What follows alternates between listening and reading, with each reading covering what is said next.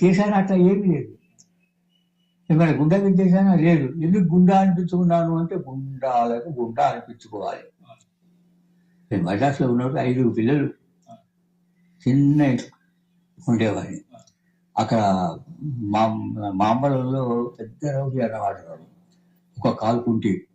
ఎందుకు ఒకరోజు వారికి నాకు ఇది జరిగి చెప్పారు. ఒకటి చెప్పారు, నీకు ఒకటే కాలుకుంటి, మరి 2వ కాలు కూడా అలా తీసుకుంటావా, నువ్వు వదిలేస్తావా? ఈ ఒక్క మాటకు భయపడ్డాయండి. నీవు ఉన్నటువంటి ఒక చోటుకు ఆ గల్లీకి మా వాడు ఎవరు రారని చెప్పిండు.